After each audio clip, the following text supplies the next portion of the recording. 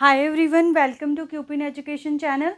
तो अभी हम अपना वर्क एनर्जी पावर जो चैप्टर है वो स्टार्ट करने जा रहे हैं। ठीक है, तो जिसने वेक्टर और स्केलर प्रोडक्ट की जो मैंने वीडियो करवाई है वो नहीं देखी है तो पहले वो जाके देखें, बिकॉज यहाँ पे जब हम न्यूमेरिकल करेंगे वर्क के तो वो समझ में नहीं आएंगे। तो डिस्क्रिप्शन में आपको उस वीडियो का लिंक मिल जाएगा, तो आप पहले वो वीडियो देखो कि कैसे क्रॉस डॉट प्रोडक्ट हम सॉल्व करते हैं, देन ये आएगा आपके पास। ठीक है, तो टर्म है हमारे पास वर्क डन।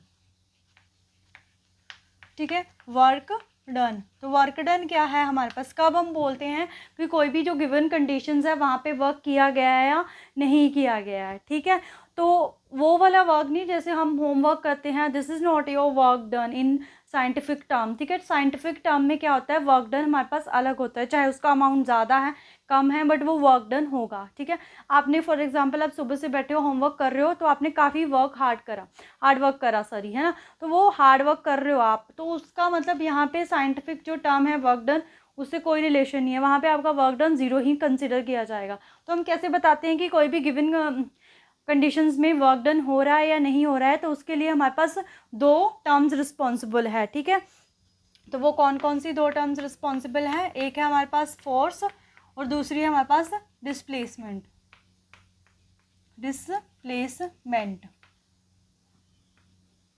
ठीक है, फॉर एग्जाम्पल कि आपके पास कोई भी ये बॉक्स है, तो इसके ऊपर आपने फोर्स लगाई फोर्स, तो फोर्स लगाते ही ये कहाँ पे पहुंचा, यहाँ पे, तो ये क्या हो गया, डिस्प्लेस हो गया ना। तो मतलब आपने फोर्स अप्लाई करी तो गिवन बॉक्स क्या है, वो डिस्प्लेस कर गया। तो इस कंडीशन में हम बोलेंगे कि वर्क डन हुआ है। तो वर्क डन क्या है हमारे पास, कि जब हम फोर्स अप्लाई करते हैं तो जो गिवन हमारे पास ऑब्जेक्ट है वो डिस्प्लेस करता है, देन जिस कंडीशन में हम बोलेंगे कि वर्क डन हुआ है। ठीक है, तो वर्क डन मैथमेटिकली टर्म में अगर हम देखें तो हमारे पास जो वर्क डन है वो हमारे पास होता है फोर्स इनटू में डिस्प्लेसमेंट,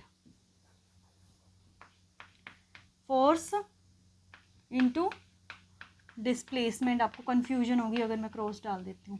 ठीक है, उसके बाद अगर इसकी ऐसे यूनिट की बात करें हम, तो फोर्स की ऐसे यूनिट क्या है, न्यूटन, डिस्प्लेसमेंट की क्या है, मीटर, बाकी साइंटिस्ट के नाम पर दी गई है इसको जाउल।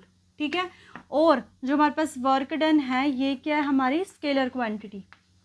क्या है हमारी स्केलर क्वांटिटी। तो अगर स्केलर क्वांटिटी है तो कौन से वेक्टर अलजेब्रा को फॉलो करेगी ये, मतलब अगर ये प्रोडक्ट हो रहा है तो यहाँ पे कौन सा प्रोडक्ट होगा हमारा, स्केलर प्रोडक्ट, राइट। तो यानी कि जो हमारा वर्क डन होता है अगर हम उसको लिखे तो एफ डी कोस थीटा होता है वो। ठीक है, क्योंकि हमारे पास स्केलर और जो डॉट प्रोडक्ट होता है वो उसमें कोस थीटा आता है ना, तो लास्ट वीडियो में हमने देखा था वो। और अगर हम बात करें, हाँ मतलब ये क्या होता है, हम लिख सकते हैं यहाँ पे डॉट प्रोडक्ट। ठीक है, तभी मैं बोल रही थी कि आपको जब भी एक्सप्रेशन आएगा, मतलब आपको वर्क डन सॉल्व करने के लिए आएगा, तो उसके लिए आपके जो डॉट प्रोडक्ट है उसका नॉलेज होना ज़रूरी है। तो इसीलिए आप पहले वो वीडियो देखिए कि डॉट प्रोडक्ट को कैसे हम फॉलो करते हैं या सॉल्व करते हैं। तो जो भी स्केलर क्वांटिटी होती है वो डॉट प्रोडक्ट के अंडर हो जाती है, और जो वेक्टर क्वांटिटी होती है वो हमारे पास क्रॉस प्रोडक्ट के अंडर हो जाती है, राइट। तो अगर हम बात करें, अब यहाँ पे वर्क डन आ गया एफ डी कोस थीटा, तो क्वेश्चंस कैसे आते हैं इसके ऊपर, ठीक है, वो हम बाद में देखते हैं। इससे पहले हम थोड़ा सा टाइप्स के बारे में देख लेते हैं, क्योंकि टाइप्स के ऊपर भी क्वेश्चन आए हुए हैं। टाइप्स,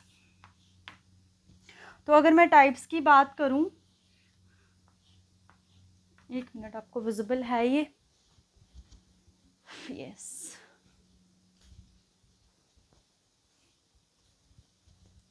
तो उसमें हमारे पास आता है पॉजिटिव, नेगेटिव और ज़ीरो वर्क डन। डिपेंड करता है इस थीटा पे।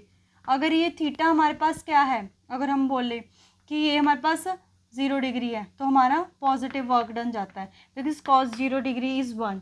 उसके बाद अगर ये थीटा हमारे पास 180 है तो कॉस 180 क्या होता है हमारे पास, नेगेटिव में 1, तो हमारा वर्क डन क्या होगा, नेगेटिव।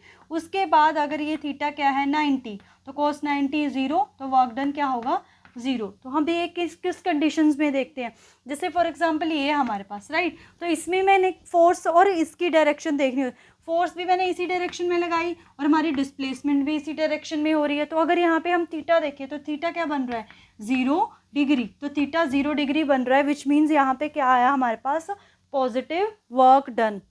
अब ये है नेगेटिव वर्क डन, ये कैसे आया, फॉर एग्जाम्पल मैं किसी बॉल को ऊपर की तरफ थ्रो कर रही हूँ, राइट। बॉल क्या जा रही है, ऊपर की तरफ, मतलब हमारी जो डिस्प्लेसमेंट है वो किस तरफ हो रही है, डिस्प्लेसमेंट ऊपर की तरफ। बट जो ग्रेविटेशनल फोर्स है अर्थ की, क्या है, ग्रेविटेशनल फोर्स है, वो क्या कर रही है, इसको नीचे की तरफ पुल कर रही है। मतलब फोर्स नीचे की तरफ चल रही है और डिस्प्लेसमेंट ऊपर की तरफ चल रही है। तो यहाँ पे जो थीटा होगा वो क्या होगा, 180 डिग्री। क्या हुआ, 180 डिग्री। तो थीटा 180 डिग्री हुआ, तो यहाँ पे वर्क डन क्या होगा हमारा, नेगेटिव। और आपका ये प्रीवियस ईयर क्वेश्चन भी है कि जब हम जैसे वेल्स होते हैं उसमें से पानी निकाल रहे हैं, ठीक है, पानी निकाल रहे हैं, तो बकेट क्या है, ऊपर की तरफ आ रही है ना, तो डिस्प्लेसमेंट ऊपर की तरफ हो रही है। तो बकेट और जो ग्रेविटेशनल फोर्स है उसके बीच का जो वर्क डन है वो क्या है, ग्रेविटेशनल फोर्स उसको नीचे की तरफ खींच रही है, बकेट हम ऊपर की तरफ लेके आ रहे हैं। तो दोनों का जो थीटा है वो क्या आ गया हमारे पास, 180। तो वर्क डन कैसा हुआ, नेगेटिव वर्क डन, ठीक है। उसके बाद हमारे पास जीरो वर्क डन आता है। तो जीरो वर्क डन कब होगा, जब हमारे पास थीटा क्या होगा, 90 डिग्री। अब वो कैसे है, लेट्स से फॉर एग्जांपल हमारे पास कोई कुली है, ठीक है, उसने क्या है यहाँ पे लगेज अपने हेड के ऊपर रखा हुआ है, ठीक है, और वो डिस्प्लेस किस डायरेक्शन में कर रहा है, इस, तो जो वो कुली है ठीक है, तो जो कुली है वो जो उसकी डिस्प्लेसमेंट है, हमने कुली की डिस्प्लेसमेंट और जो ये जो हमारे पास लगेज रखा है उसके बीच में जो वर्क डन है उसके बारे में बताना है, ठीक है। तो जो ये लगेज है अगर हम बात करें तो वो फोर्स नीचे की तरफ लगा रहा है नीचे की तरफ, और जो इसकी डिस्प्लेसमेंट हो रही है पर्सन की, वो डिस्प्लेसमेंट किस डायरेक्शन में हो रही है, आगे की तरफ। तो यहाँ पे थीटा क्या बन रहा है, 90 डिग्री। तो थीटा 90 डिग्री, तो वर्क डन क्या होगा हमारे पास, ज़ीरो वर्क डन। तो ये भी आपका प्रीवियस ईयर क्वेश्चन है कि कुली ने एक वर्क डन मतलब हेड के ऊपर प्लेस करा हुआ है, वो 10 मीटर जो डिस्प्लेस करता है, तो बताओ वहाँ पे वर्क डन क्या होगा। तो हमारा सिंपल सा है कि वहाँ पे थीटा 90 बन रहा है, तो वर्क डन क्या होगा हमारे पास, ज़ीरो, ठीक है।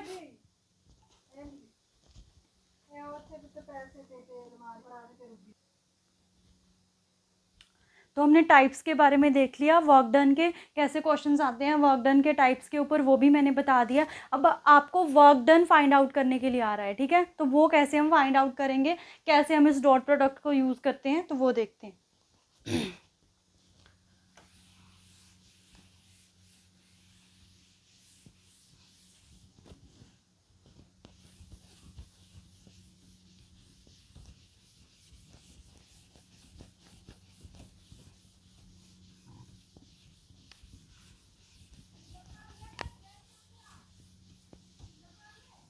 तो मैंने यहाँ पे न्यूमेरिकल लिखा हुआ है साइड में ये लिखा हुआ है कि आपके पास फोर्स जो है वो उसने कितनी दे रखी है, force is equal to 2I plus में 3J माइनस 5K, ठीक है, और जो डिस्प्लेसमेंट दे रखी है वो दे रखी है 2I plus 4J plus 3K cap. तो हमें क्या फाइंड आउट करना है, वर्क डन। तो ये आपका प्रीवियस ईयर क्वेश्चन है, सारे मैंने जो यहाँ पे क्वेश्चंस लिए हैं प्रीवियस ईयर क्वेश्चंस ही आपके।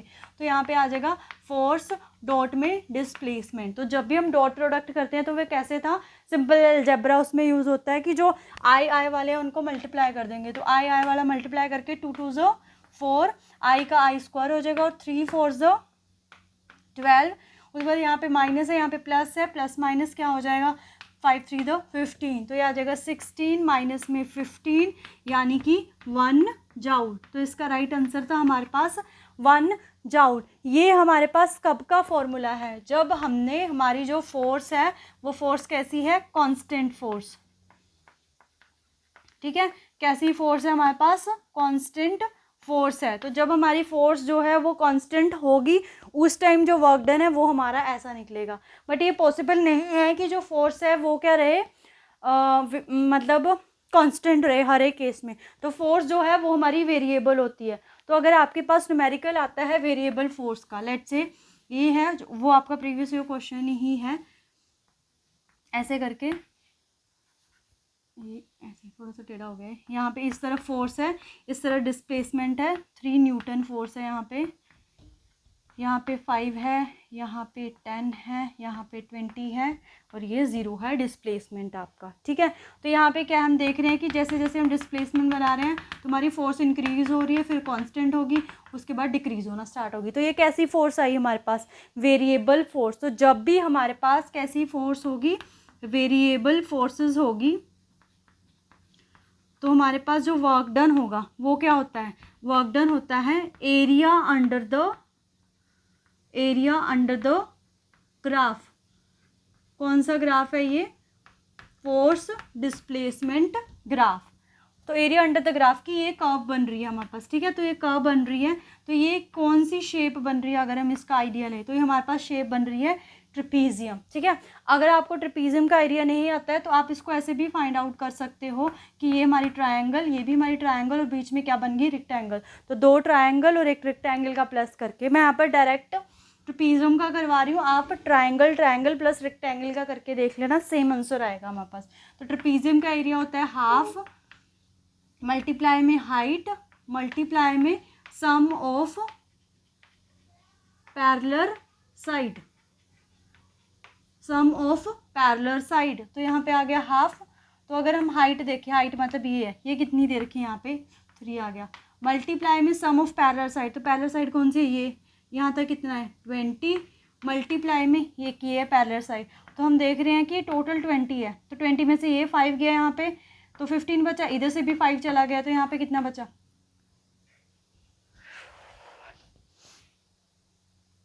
यहाँ पे भी 5 गया हमारे पास, 10 बचा।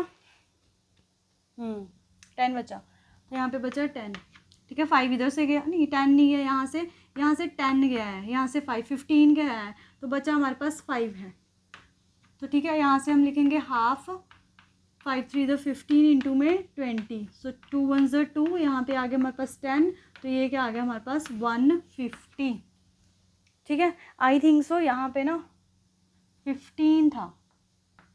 ठीक है, यहाँ पे क्या था? 15 था। तो अगर यहाँ पे 15 है तो यहाँ पे 10 आएगा, है ना? 10 आएगा ना यहाँ पे। तो हम इसको कैसे लिखेंगे? 3 मल्टीप्लाई में 20 मल्टीप्लाई में 10, सो 2 1 ज़ 2, 5 5 3 द 15 मल्टीप्लाई में 20। सॉरी, मैं यहाँ पे गड़बड़ कर रही हूँ फॉर्मूले में, क्योंकि यहाँ पे सम ऑफ पैरेलल साइड है। तो 20 प्लस में क्या आएगा? अगर यहाँ पे कौन सी साइड है हमारे पास? ये बचती है, तो कितनी बच रही है? ये 10 बच रही है हमारे पास, ये 10। तो 1/2 3 मल्टीप्लाई में 30, तो यहाँ पे आ जाएगा 15 15 3 द 45। क्या निकाला हमने? Work done. तो ये आ जाएगा जाउल ऐसे। ठीक है, मैं यहाँ पे गड़बड़ कर रही थी फॉर्मूले में, मैं मल्टीप्लाई ले रही थी। तो ऐसे आप वेरिएबल फोर्सेस पे वर्क डन फाइंड आउट कर सकते हो। ये आपका प्रीवियस ईयर क्वेश्चन है आपके पास। ठीक है, और न्यूमेरिकल्स देख लेते हैं। बाकी आपको पता तो है ही है कि जब हमारा चैप्टर्स ओवर होते हैं साथ में ही, तब हम डिस्कस करते हैं इनके बारे में इकट्ठे क्वेश्चंस। बट ये मैं थोड़ा सा यहाँ पे सॉल्व करवा रही हूँ। तो यहाँ पे लिखा हुआ है अ बॉय ऑफ मास 50 kg। ठीक है, हमें मास दे रखा है, मास कितना दे रखा है? 50 kg। A boy of mass 50 kg runs up a staircase of 45 steps. ठीक है, मतलब स्टेयर केस ऐसे ऐसे स्टेयर्स बने हुए हैं, तो 45 स्टेप चढ़ रहा है वो इन 9 सेकेंड। मतलब हमें टाइम दे रखा है इन 9। So sorry for that. ये जो क्वेश्चन है ये हमारे पास क्वेश्चन पावर का है। ये हमारे पास अब porter lift luggage of 15 kg। ठीक है, लगेज है, मास कितना दे रखा है? 15 kg। ठीक है, एक पोर्टर ने लिफ्ट करा है from ground and put it's on head height, मतलब नीचे था उसने अपने हेड पे रखा, जिसकी जो हाइट है वो कितनी है? 1.5 metre. So above the ground, work done by him on luggage, कि लगेज के ऊपर कितना वर्क डन हुआ है। तो लगेज को डिस्प्लेस कितना करा गया? 1.5, यानी कि ये हमारे पास क्या आ गई? डिस्प्लेसमेंट। ये हमें मास दे रखी है, मतलब किसका मास का, ये मास है हमारे पास लगेज का, तो हमें फोर्स चाहिए। हमें पता है कि जो फोर्स है वो किसके इक्वल होती है, मास इंटू में ग्रेविटी। तो 15 मल्टीप्लाई में ग्रेविटी अप्रोक्सीमेटली 10 ले लेते हैं, तो 150 आ गई फोर्स। तो वर्क डन क्या आ जाएगा, फोर्स आ गई 150 मल्टीप्लाई में 1.5 मीटर। डिस्प्लेसमेंट इसको सॉल्व करेंगे 15 का 225, एक ज़ीरो यहाँ पे हमारे पास जाउल, ऐसे वर्क डन आ जाएगा। ठीक है, तो ये न्यूमेरिकल आपका प्रीवियस ईयर था। उसके बाद ना क्वेश्चन है आपके पास, अगर हम बात करें ना टॉर्क, एक टर्म आती है हमारे पास टॉर्क।